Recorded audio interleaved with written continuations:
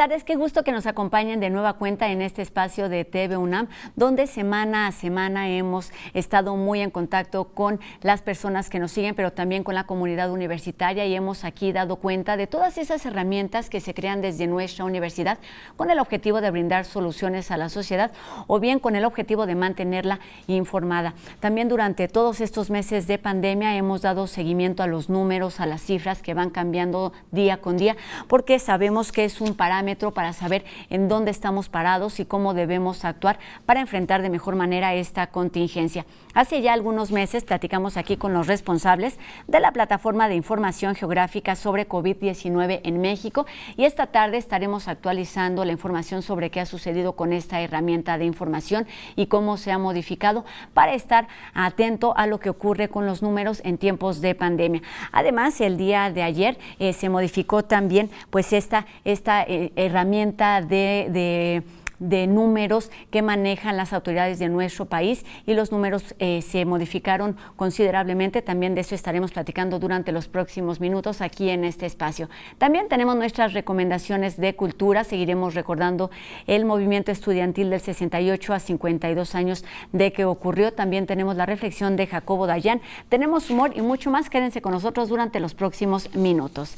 Y comenzamos con un resumen de lo que ocurre en nuestro país, donde comenzó ya la campaña de vacunación contra la influenza y que terminará el próximo 31 de diciembre. Los centros de salud están abiertos, la vacuna se coloca de forma gratuita, y la invitación, este primer llamado, es en primer término para todos esos grupos vulnerables. Comenzamos con las voces de lo que ocurre pues en nuestro país. Entonces, por fecha de inicio de síntomas, se reconocen el número de personas que dieron positivo y que están activas en ese momento. Y ahí es cuando dan los 4,000 y pico de personas. Ahora, si al otro día tú realizaste 100 pruebas y tienes un porcentaje de positividad del 25%, pues tienes la probabilidad de que 25 personas salgan positivas al otro día.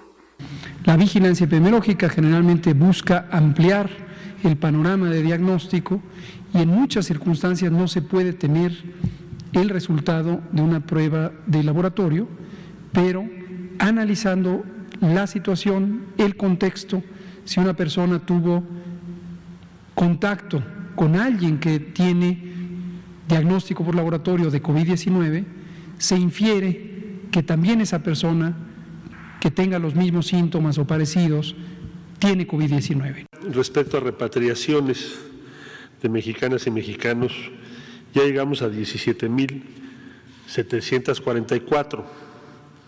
Destaca en primer lugar Colombia con 2,087, Perú 1,930, Argentina 1,600 mexicanas y mexicanos repatriados, y después Francia con 1,368. Obviamente, como no hubo restricción de vuelos entre México, Estados Unidos y Canadá, no aparecen esos países. Afortunadamente, no tuvimos esa cifra récord de muertes. Tuvimos lo que generalmente estamos teniendo, que ahorita está en promedio en unas 310 defunciones por día, todas y cada una de ellas muy lamentables, todas y cada una de ellas lamentables, pero afortunadamente, en términos de la interpretación que se puede hacer técnica y científicamente sobre el curso de la epidemia, son cada vez menos por día. Lo mismo en el caso de científicos, quienes están a cargo de investigaciones que tienen que ver con ciencia, con tecnología, igual no van a dejar de recibir sus apoyos. Lo que queremos es que se transparente todo lo que tiene que ver con el dinero del presupuesto. Hay parte de la explicación de lo que ocurre con esta nueva metodología aplicada en nuestro país, pero lo que es un hecho es que la ciencia y las voces de los científicos han estado muy presentes y que son, por supuesto, una voz imprescindible para atender lo que está ocurriendo con esta crisis sanitaria. Y en este tema también hay buenas noticias. Se dieron a conocer los premios Nobel de Medicina para los 3 científicos norteamericanos que descubrieron el virus de la hepatitis C. Por supuesto, noticias que ayudan a la humanidad en tiempos complicados como esto y que pues hay que festejar. Vamos enseguida con las voces y las cifras de lo que ocurre a nivel internacional con COVID-19. En París, a partir de hoy, cafés, bares, piscinas, ferias y gimnasios cerrarán por 15 días como medida para evitar que el coronavirus se siga propagando. México acumula 789.780 casos y 81.877 defunciones por COVID-19, debido a la integración de nuevas formas de confirmación por dictamen y asociación epidemiológica. El ajuste de metodología agregó 28.115 infecciones y 2.789 muertes más que el día anterior, que corresponden a días y semanas anteriores. En España, tras el cierre por coronavirus en Madrid, otras ciudades como León, Palencia y San Andrés del Rabanero también entran en un cierre parcial. Brasil acumula 46.352 muertes y 4.915.289 casos de COVID-19, consolidándose como el segundo país con más muertes y el tercero con más contagios. Reino Unido añadió 15.000 casos que no se habían registrado con anterioridad debido a un problema técnico con el archivo Excel en el que las autoridades llevan el conteo. El gobierno iniciará una investigación. En Nueva York, a menos de una semana de la reapertura de su sistema de escuelas, en 9 códigos postales de la ciudad, todas las escuelas públicas y privadas volvieron a cerrarse este martes. Irlanda impondrá medidas restrictivas nivel 3 durante 3 semanas. Entre ellas se prohíben las reuniones sociales y los eventos en interiores. El presidente estadounidense Donald Trump regresó a la Casa Blanca tras su alta médica y posó para una sesión de fotos desde el balcón sin cubrebocas. El mandatario tuiteó que el coronavirus no es nada para temer. Argentina, Brasil y Francia buscan desarrollar una vacuna oral en formato pastilla contra la COVID-19. El conocimiento científico está basado en pruebas tangibles, por ello es tan importante seguir haciendo la mayor cantidad de pruebas en los ciudadanos para saber dónde estamos y cómo actuar en un futuro. Esta tarde el doctor Carlos Rosales nos habla sobre las pruebas en saliva o de saliva. Gracias, Rosa. Muy buenas tardes. Qué bueno que sigue con nosotros en la UNAM Responde. Tenemos nuevas preguntas de nuestro público. Ahora nos indican: ¿qué tan confiable es la prueba de saliva para detectar el coronavirus? Esto es, ¿habrá falsos positivos o falsos negativos? Bueno, ya hemos comentado aquí en la UNAM Responde que en el Instituto de Biotecnología se está desarrollando una prueba para detectar el virus a través de saliva. La diferencia entre las dos pruebas es solo el tipo de muestra que se utiliza para detectar el virus. En el ensayo tradicional se toma una muestra con un hisopo de la nariz o de la garganta. En la saliva, solo una muestra de saliva para detectar el virus. Ambas muestras se procesan por el mismo método en el laboratorio, la prueba tradicional clásica ya de PCR. Entonces, la única diferencia está en el tipo de muestra y cómo se obtiene la muestra para detectar el virus. El grupo del Instituto de Biotecnología reportó en un artículo recientemente publicado en el Journal of Clinical Microbiology que se compararon las muestras de 253 personas a las que se les tomó tanto una muestra con el hisopo tradicional y una muestra de saliva. Los resultados muestran una alta correlación entre los dos tipos de muestra para la detección del virus. Entonces, el ensayo con saliva, ya que usa la misma prueba de PCR, es altamente confiable y en cuanto este sea validado y aprobado por el INDRE, podrá ser utilizado en forma rutinaria para detectar el virus. Gracias. Regresamos con Rosa al estudio de TV UNAM.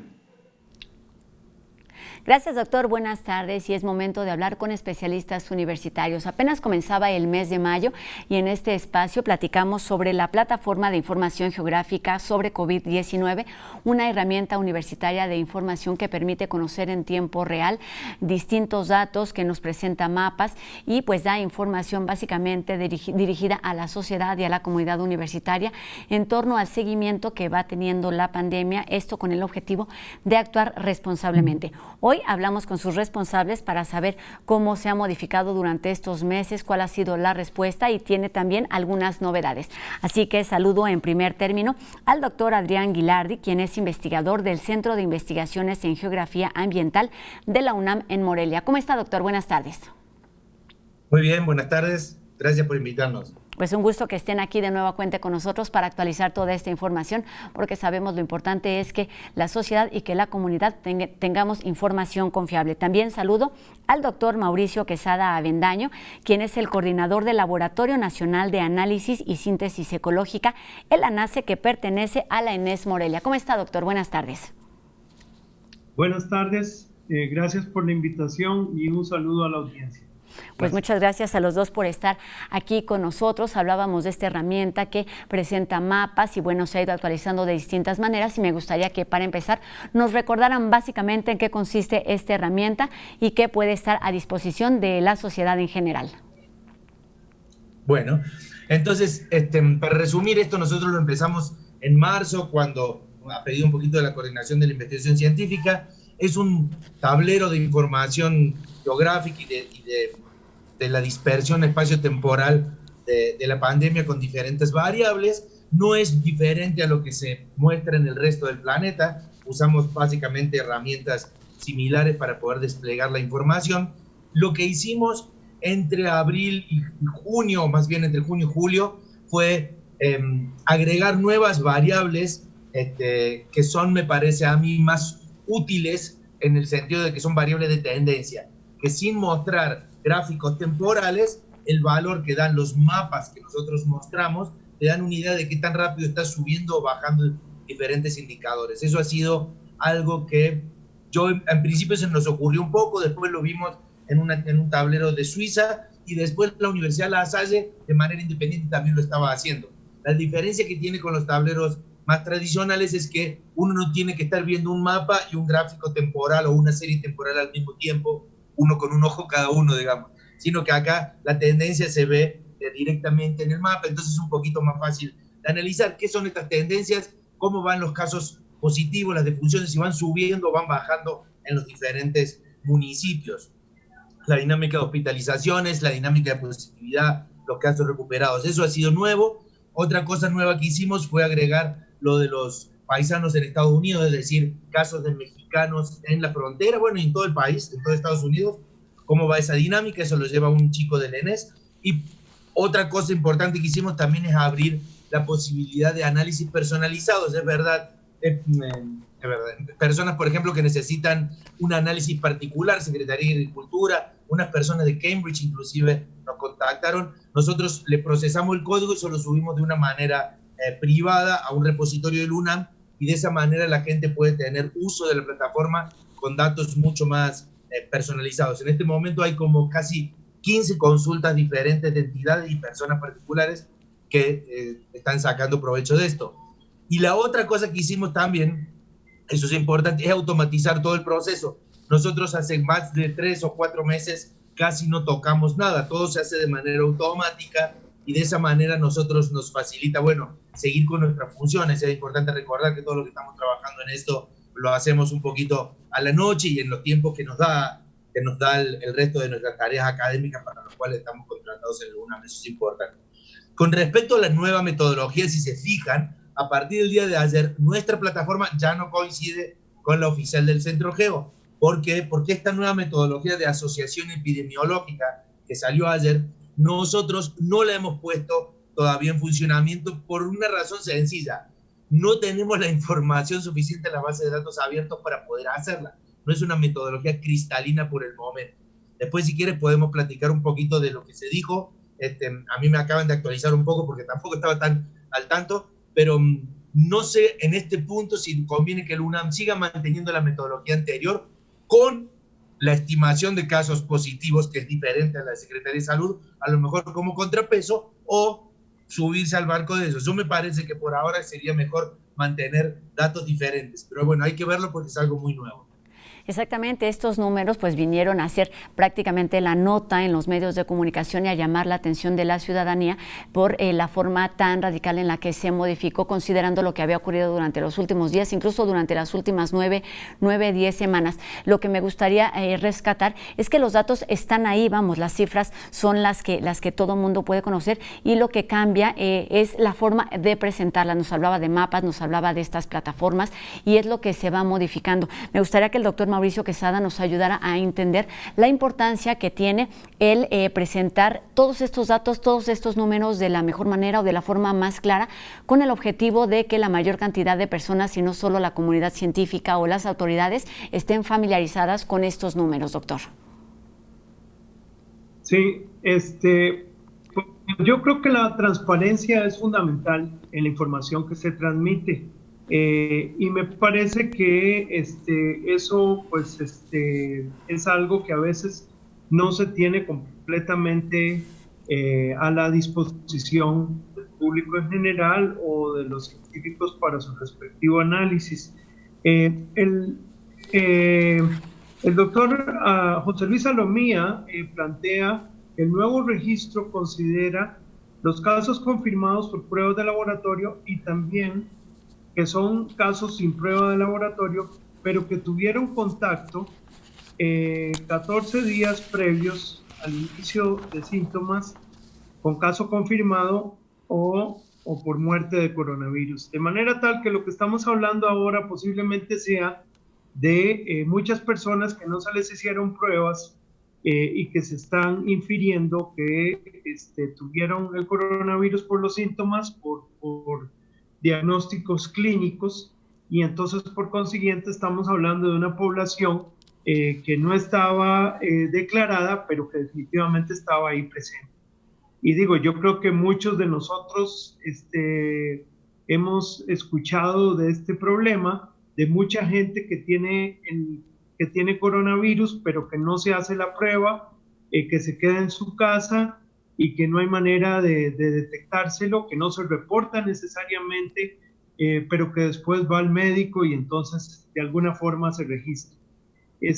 Yo creo que, digo, si en las ciudades eso es algo que está sucediendo de manera común, imagínense en las zonas rurales, hay muchísima gente que posiblemente ha tenido el COVID, pero que no se le hizo nunca la prueba. Creo que en gran medida el problema está en no haber necesariamente hecho pruebas masivas, sobre todo en los sitios que eran focos rojos, es decir, donde se podía quizá haber tratado de establecer una estrategia de control más específica.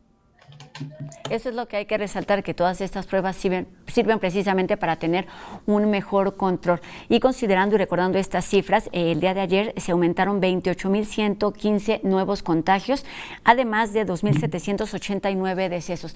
Y retomo estas cifras para preguntarle al doctor Gilardi sobre estos temas, porque son parámetros que por supuesto están considerados como prioritarios en esta plataforma que ustedes están en la que ustedes están trabajando, para saber cómo está funcionando la pandemia en lugares muy específicos. ¿Cómo entonces nos platicaba, doctor, cómo es que se pueden hacer estas dos lecturas de una misma situación en un mismo territorio?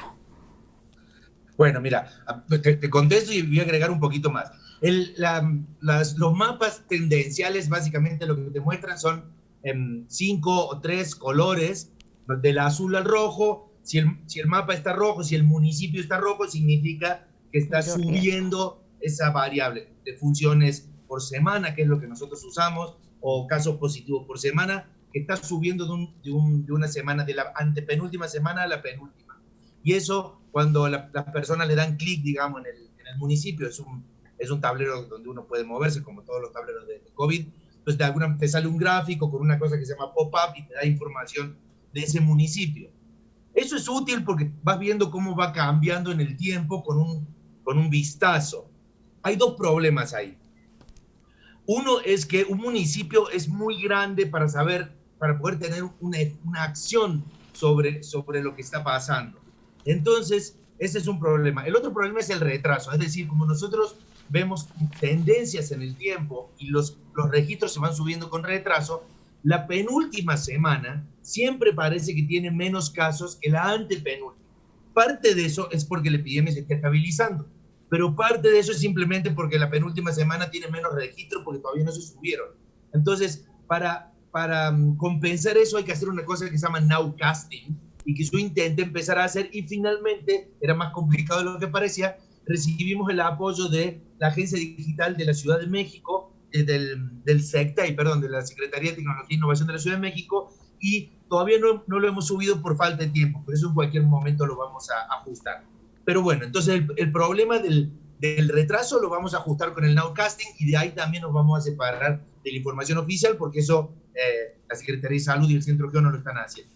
Pero la otra cosa más importante es que a nivel municipal se está quedando muy corto para saber dónde están los casos activos. Y ahí volvemos al punto de recién, de esto de metodología, de querer saber exactamente cuánto hay. Hay muchísimos más contagiados porque las pruebas son minúsculas comparado con lo que habría que hacer. Pero no importa tanto cuántos son, sino espacialmente por dónde va la cosa. Es preferible no tener cada uno de los contagios, pero sí tener un mapa de nube a nivel de fraccionamiento de código postal. Esa información está en el CINAVE.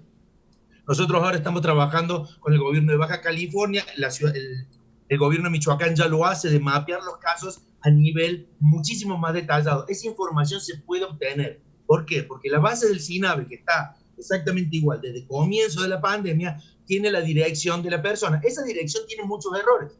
Cuando uno la geolocaliza y lo transforma en un punto XY, entre el 30 y el 40% de los casos no se puede geolocalizar y bueno, se pierde, a diferencia del municipio, que están todos. Pero como hay tanto error en los datos, en los reales, en los contagios reales, tampoco importa si estamos trabajando con el 60, el 70 o el 80% de los casos. Lo que sí importa es que eso te da una descripción espacio-temporal de una nube de por dónde van los contagios, aunque no estén todas las personas mapeadas o con pruebas. Sería raro pensar que todo un grupo en un sector espacial, en un fraccionamiento, que ninguno de ellos se hayan hecho la prueba. En realidad es casi como un muestreo. Entonces estarías trabajando con un muestreo de personas que sí tienen prueba, que sí son positivos, y eso a nivel de segregación espacial te permite recomendar esta colonia está caliente, esta colonia también. Aquí no hay ningún caso activo, sobre todo con los casos activos. De vuelta te digo, Morelia lo está haciendo para la ciudad, la de Baja California también. Son bases de datos que existen, que la geolocalización nosotros la hacemos de manera automática usando un API de Google. Eso la Secretaría de Salud lo puede hacer perfectamente, o el Centro Geo. No sabemos por qué no está pasando, pero esperamos que con esta desagregación espacial que vamos a estar trabajando y mostrando, bueno, para un estado y quizá colaborando con Michoacán eventualmente. Exacto.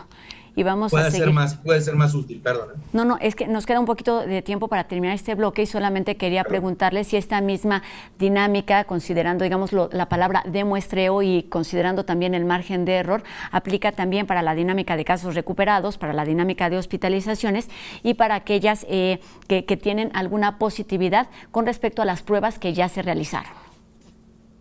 Sí, en principio sí, porque de alguna manera no hay nada que estratifique que la falta de pruebas y la presencia de contagio, es decir, gente contagiada sin pruebas, esté clusterizada en el espacio. Yo creo que es una distribución más aleatoria que no. Entonces, si es más aleatoria que no, pues uno tiene acceso a un muestreo de los casos, se olvida un poco de exactamente cuántos hay y se concentra en la dinámica espacio-temporal de activos, positivos, positividad, hospitalizados. Claro, habría que hacer un análisis más profundo para ver si esta clusterización o este bloque espacialmente está o no, pero a mí, por lo que he visto, no creo que haya grandes sectores que tengan contagio y ninguno tenga prueba, es más bien al azar la falta de prueba.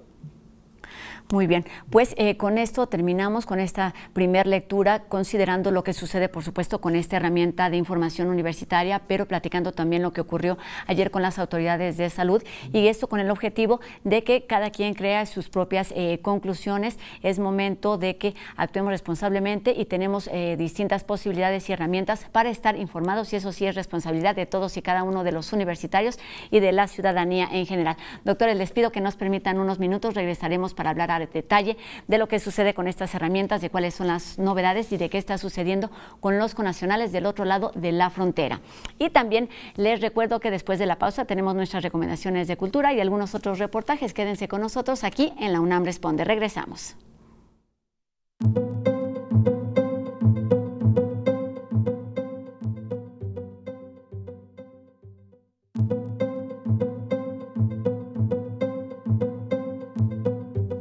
Y comenzamos este segundo bloque aquí en La UNAM Responde con nuestras recomendaciones de cultura, donde pueden encontrar desde ficción a paisajes sonoros. Elija lo que más le gusta.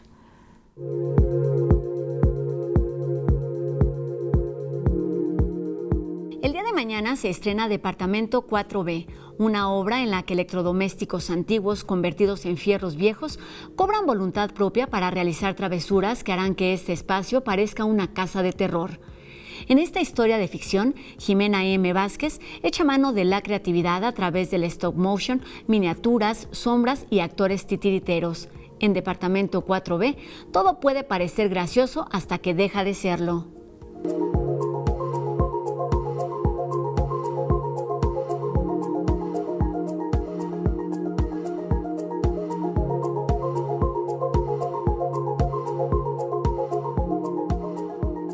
Casa del Lago es la sede virtual de la experiencia Calindros, envolvente sonora de dos ciudades, donde se fusionan los sonidos icónicos de dos instrumentos musicales, los carrillones de Berlín y los cilindreros de la Ciudad de México. Mediante una plataforma, el público puede ser parte de esta dinámica y manipular virtualmente estos paisajes sonoros.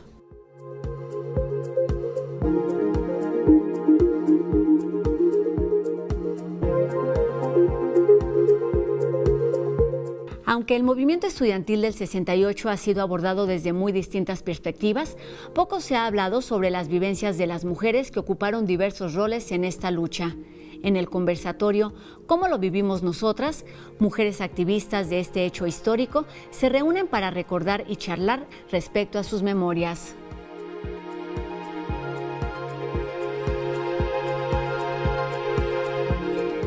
Esta tarde, Jacobo Dayan nos acerca al tema de las nuevas caravanas migrantes que salieron de Honduras y que para llegar a su destino tendrían que cruzar necesariamente por nuestro país, donde ya se han reforzado nuestras fronteras con elementos de la Guardia Nacional y también de las Fuerzas Armadas. Escuchemos.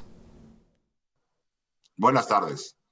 Hace una semana partió de Honduras la más reciente caravana con cientos de migrantes que pretenden llegar a Estados Unidos a través de México. El Instituto Nacional de Migración advirtió a los migrantes que hay penas de hasta 10 años de cárcel si se incumplen los protocolos de salud. Una crisis humanitaria como es la violencia, que empuja a miles de personas a dejar su lugar de origen, sumada a otra crisis humanitaria como es la pandemia, no debe ser abordada desde el punitivismo. Ni la violencia en el trayecto ni la pandemia frenan los flujos migratorios en busca de mejores condiciones de vida en Estados Unidos, donde en plenas elecciones el tema es central. La caravana fue reprimida en Guatemala y varios de los integrantes de la caravana han sido regresados hacia Honduras. En este grupo venían niños, niñas, adolescentes y personas mayores. Diversas organizaciones y activistas han alertado desde hace ya meses el hacinamiento en las estaciones migratorias tanto mexicanas como centroamericanas. Esto se ha agravado desde que el gobierno de Trump exigió la criminalización de la migración y el gobierno mexicano encargó ese trabajo a la Guardia Nacional. Nada positivo saldrá de esto. Las condiciones están dadas. La presión de Estados Unidos en plenas elecciones, la pandemia, la crisis económica, la Guardia Nacional y la violencia. El cóctel es explosivo para hoy y para el futuro cercano. Buenas tardes. Con todas estas noticias, con todas estas imágenes, lo que recomendamos ahora es tomar una pausa, hacer un respiro y sonreír un poco con las cápsulas que nos prepararon los chicos de No Memes, la cápsula y las imágenes. Muy buenas, esperamos que estén disfrutando de su programa favorito y pues mientras lo hacen les vamos a compartir algunos aspectos del vertiginoso saber tecnológico a través de la colaboración de No Memes, la UNAM Responde. Que lo disfruten.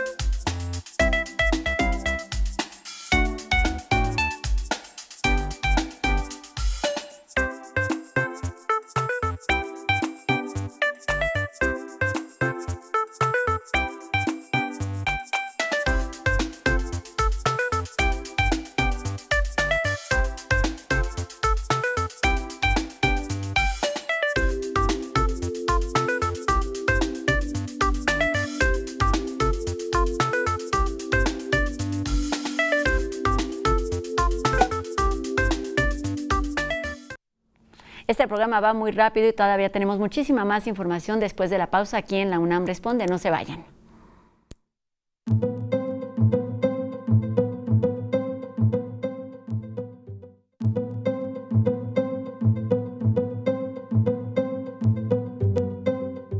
Qué gusto que continúe con nosotros aquí en la UNAM Responde y enseguida veremos otra pieza de los chicos de En Trending, donde nos hablan de la historia y de las repercusiones del movimiento estudiantil del 68.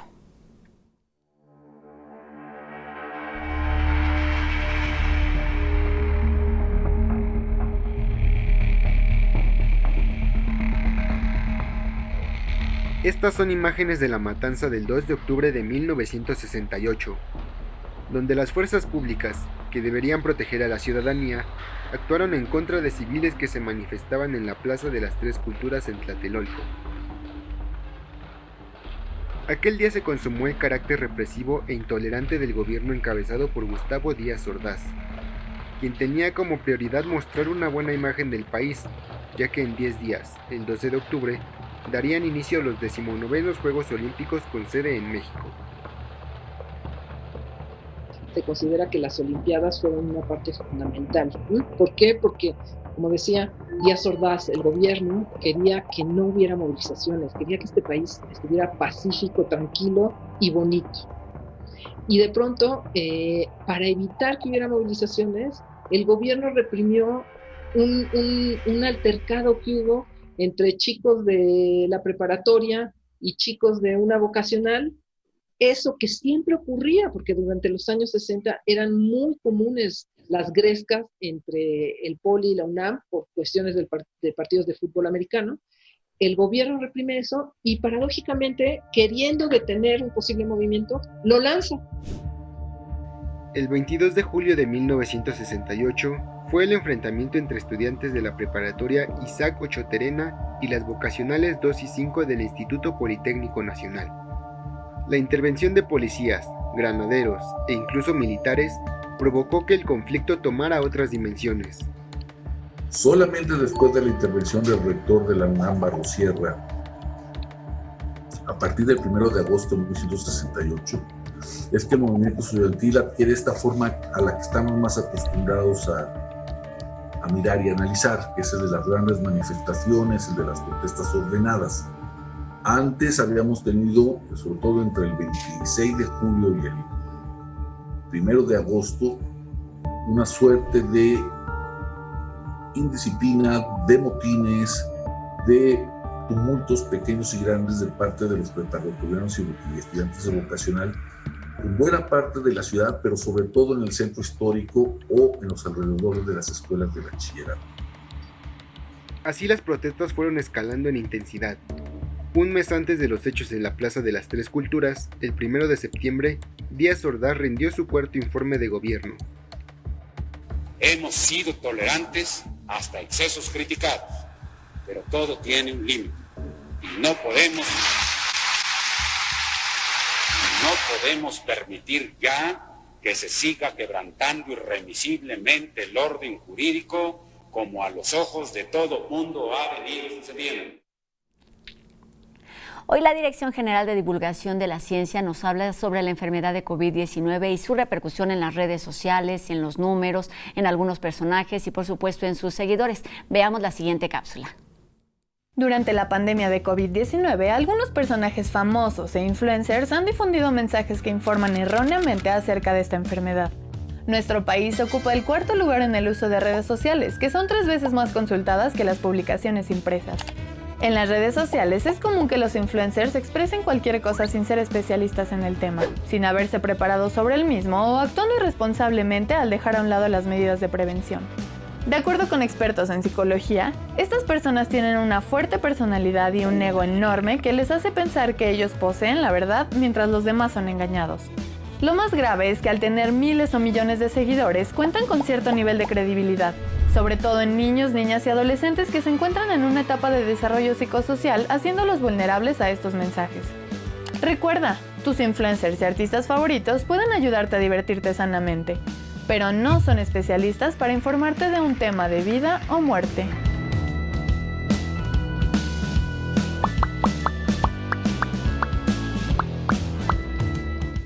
Es momento de retomar nuestra conversación con especialistas universitarios para hablar de la plataforma de información geográfica sobre COVID-19 y saludamos de nueva cuenta al doctor Adrián Guilardi, investigador del Centro de Investigaciones en Geografía Ambiental de la UNAM Morelia, y al doctor Mauricio Quesada Avendaño, coordinador del Laboratorio Nacional de Análisis y Síntesis Ecológica y la NACE de la ENES Morelia.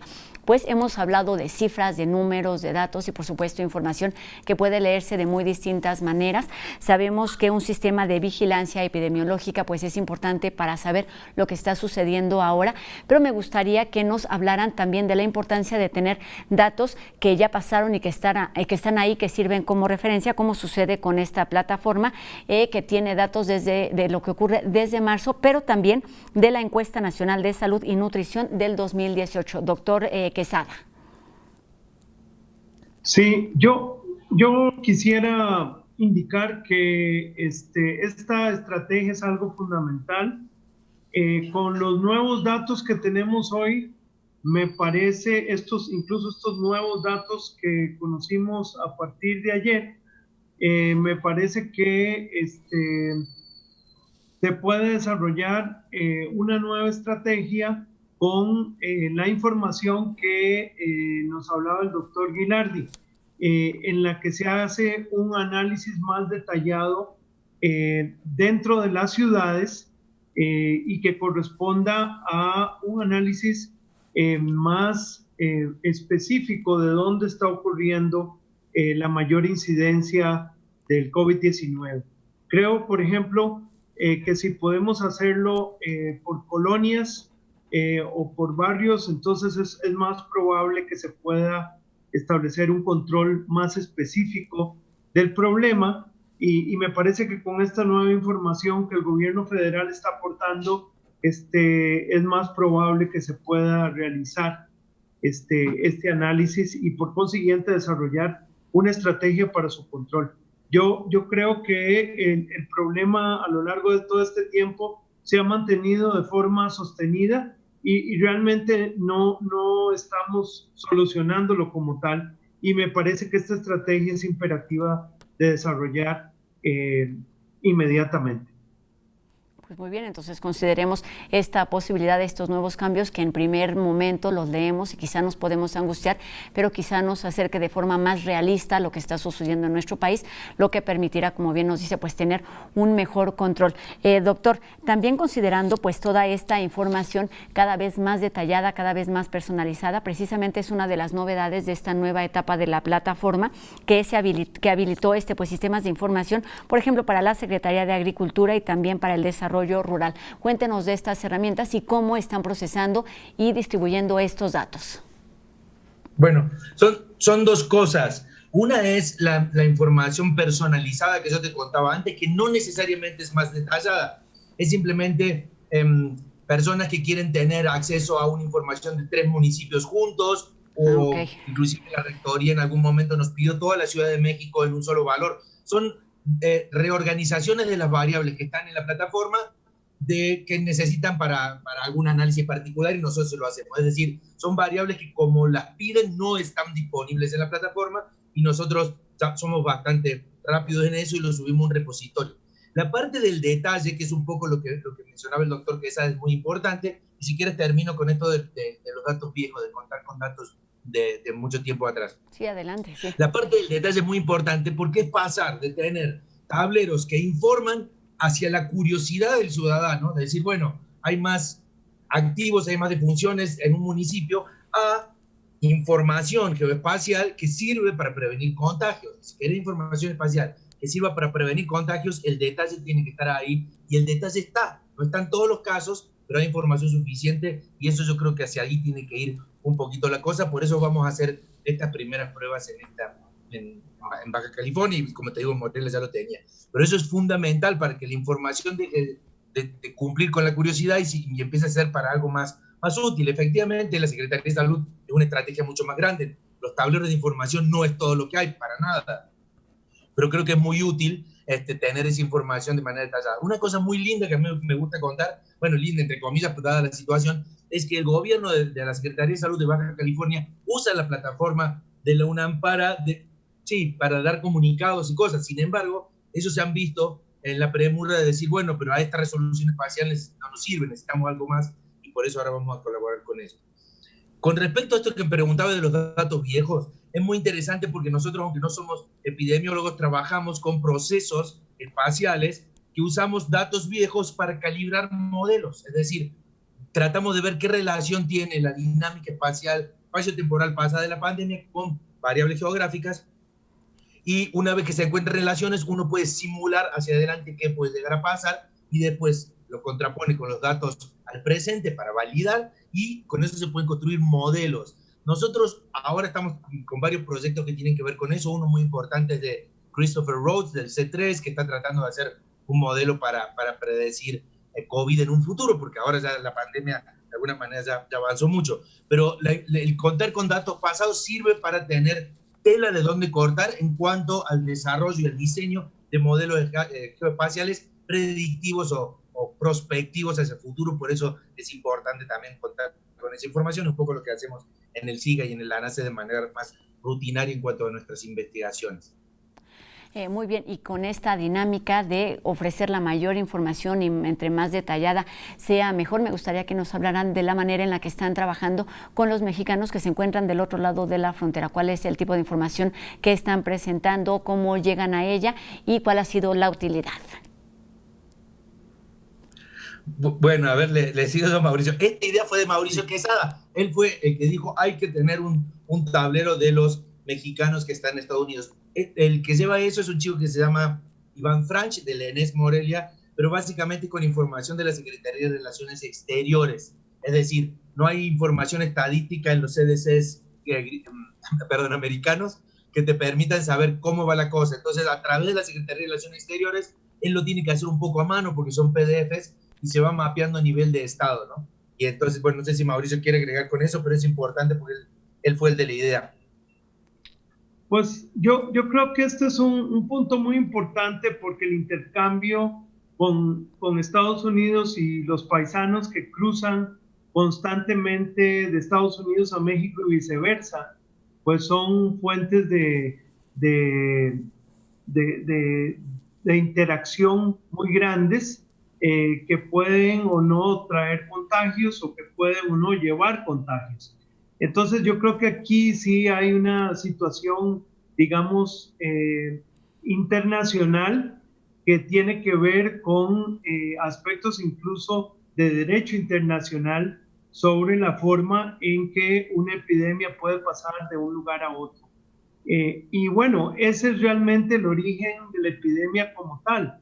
Se contagió dentro de los países precisamente por la inmigración de grupos que tenían el virus. Esto me parece que no se lleva un control muy claro tampoco de lo que sucede en las fronteras, sobre todo en la frontera por tierra. Y si usted ha cruzado alguna vez la frontera entre Estados Unidos y México, pues el control es muy estricto de aquí para allá, pero de allá para acá no. Entonces, muchas veces uno ingresa al país y ni siquiera le piden los documentos, ¿no? Entonces, pues mucho menos van a saber si trae o no el contagio. Me parece que el contagio sí se puede ver en ciudades como Tijuana, Mexicali, Ciudad Juárez, pues ha sido alto, ¿no? Ahora, ¿cuánto de eso se ha adentrado al resto del territorio mexicano? Esa es toda una pregunta y yo creo que hay que eventualmente hacer un análisis de eso. Pero definitivamente el problema se puede incrementar ahora en estos meses de invierno y yo creo que hay que tener extremo cuidado sobre este asunto hasta que definitivamente no tengamos la vacuna. Me parece que sí hay que ser muy precavidos y también desarrollar una estrategia de control y análisis. Pero de entrada es importante ponerlos en el mapa, poner este tema sobre la mesa, dada la condición que sabemos se está viviendo en Estados Unidos, el país con mayor número de contagios, con mayor número de decesos, y dada también la relación que existe comercial, económica y de ida y vuelta entre México y Estados Unidos, y también considerando, por supuesto, la falta de derechos y de atención que tienen los migrantes, con documentos o no, que cruzan la frontera día con día. Nos queda un poco de tiempo para terminar este programa, pero me gustaría preguntarles acerca de cuál ha sido la respuesta, la reacción. Tienen ya 3-4 meses funcionando de forma constante con algunas novedades, como ya nos lo han platicado. ¿Y cuál ha sido la respuesta en cuanto al número de usuarios, quienes lo siguen, en cuanto a cantidades, doctor? Bueno, ha sido muy variable y muy positiva realmente en total. El otro día hicimos la cuenta con el servicio que utilizamos y eran más de 1 millón de personas que la habían visitado. En un momento eran 10.000 por día, yo ahora realmente hace mucho que no lo visito, pero deben estar entre 3.000 y 4.000 personas por día. Pero independientemente de esa numeralia, es la interacción con los usuarios lo que a mí me dio mucho ímpetu de seguir. En el momento que, yo no sé si te lo conté en la entrevista pasada, en el momento que salió el tablero del Centro Geo, yo dije, bueno, pues ya está, ¿no? ¿Para qué vamos a seguir? Esto cumplió una función en un momento, y tanto Mauricio Quesada como los usuarios dijeron, no, aunque sea la misma información, es importante que la UNAM tenga un contrapeso, que hay personas que les gusta ver más la información que dice UNAM, que diga CONACYT, no sé, depende de cada gusto. Entonces, por eso lo seguimos.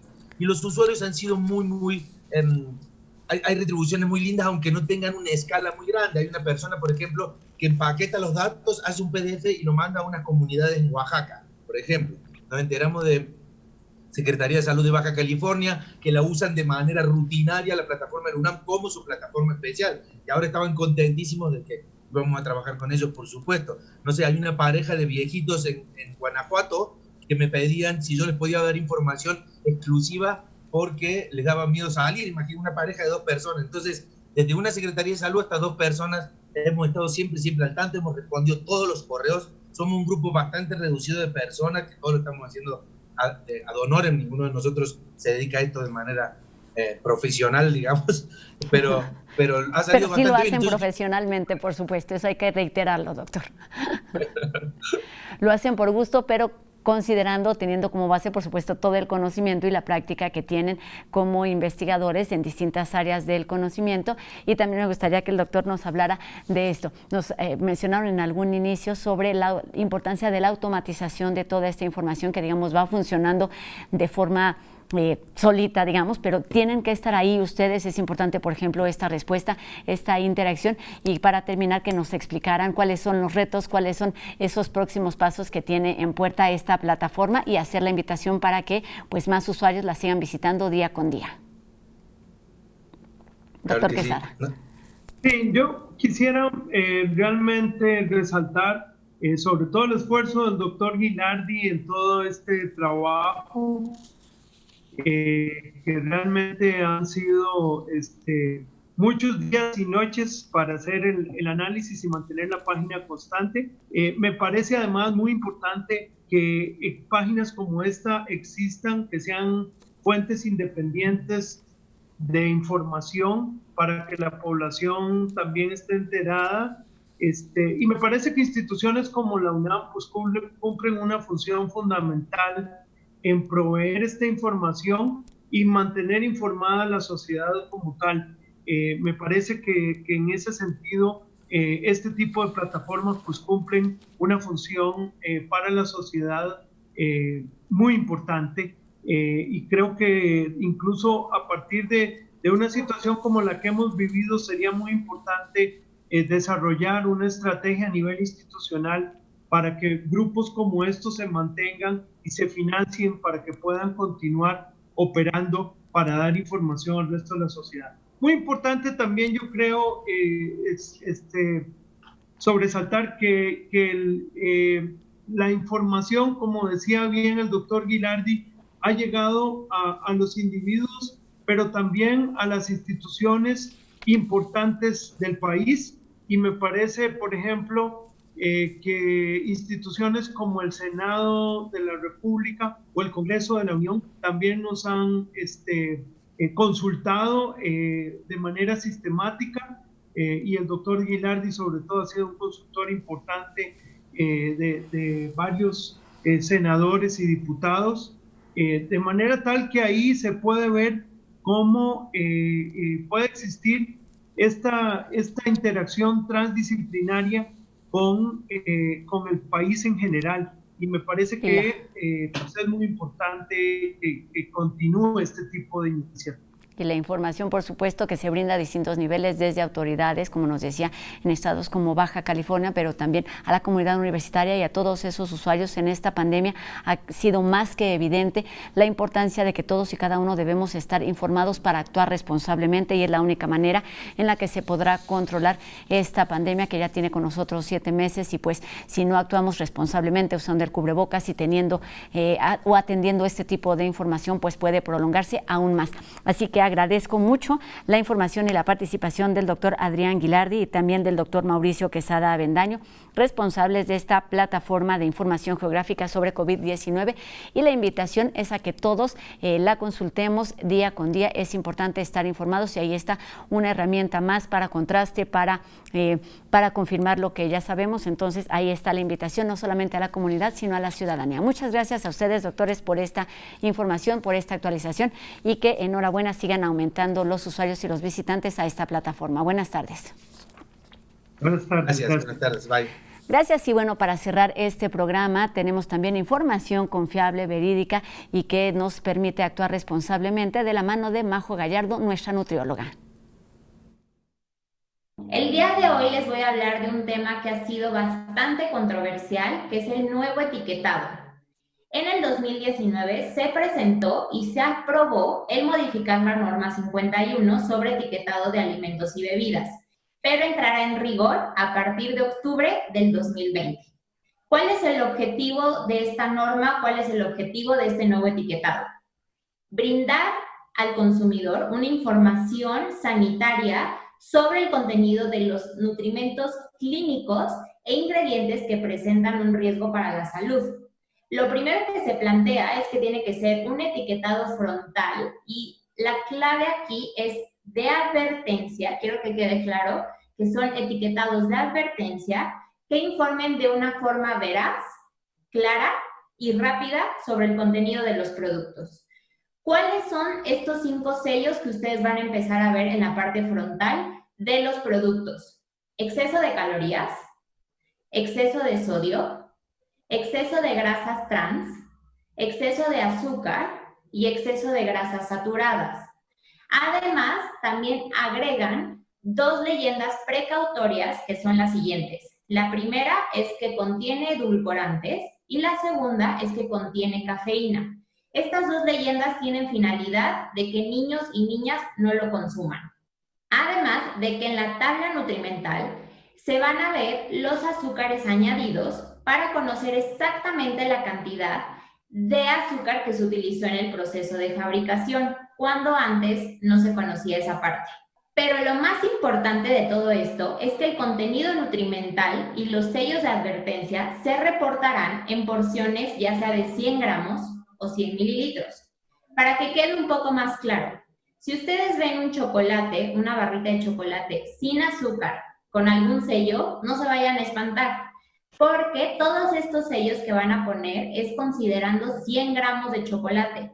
Y si yo nada más me estoy comiendo una barrita de 16 gramos, yo tendría que comerme alrededor de unos 7 chocolates para cumplir con ese sello o que ese sello me causara algo como de ruido.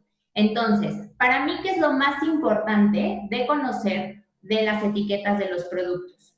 Primero, fíjense en la cantidad de calorías. Lo que se recomienda por porción, o sea, por estos 100 mililitros o por estos 100 gramos, son menos de 100 calorías.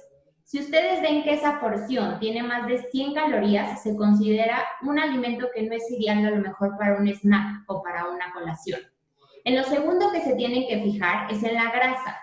Se recomienda que una porción tenga menos de 3 gramos de grasa. Si tiene un poquito más de 3 gramos, se considera a lo mejor un alimento alto en grasa. El segundo, azúcares. Cuando ustedes tienen entre 5 y 15 gramos de azúcar en un alimento o en un producto por porción, se considera mediano alto en cantidad de azúcares. Pero si tiene más de 15 gramos de azúcar, se considera un producto alto en azúcar. Así que aguas para todos los pacientes con diabetes o que llevan un poquito más de control sobre el azúcar de los productos. Otro contenido que se tienen que fijar es en el sodio. ¿Cómo puedo yo considerar un alimento alto en sodio cuando tiene más de 140 miligramos de sodio? Aguas con los pacientes con hipertensión que llevan también un control de la parte de sodio. Entonces ya saben, si ustedes empiezan a conocer un poquito más del etiquetado, no se van a dejar llevar por estos sellos que se ven horribles así, todos gigantes en los productos. Es informarse bien y fijarse en la calidad, ya sea de los ingredientes o de la tabla nutrimental. Espero este tema les haya sido útil. Hay que empezarnos a acostumbrar, hay que generar esta cultura de empezar a leer etiquetas y recuerden que son sellos de advertencia. No quiere decir que nunca los consuman, sino que se consuman con moderación. Así que soy Majo Gallardo, nutrióloga clínica y deportiva. En redes sociales encuéntranme como Numa Nutrición y nos vemos en el siguiente video. Leamos pues las letras grandes y las chiquitas de este nuevo etiquetado frontal. Y con esto terminamos un programa más aquí en la UNAM Responde. Recuerden que mañana tenemos una cita completamente en vivo a las 2:30 de la tarde. Mientras tanto, seguimos leyendo sus comentarios en nuestras redes sociales y también en WhatsApp. Nos vemos mañana por TV UNAM. Adiós.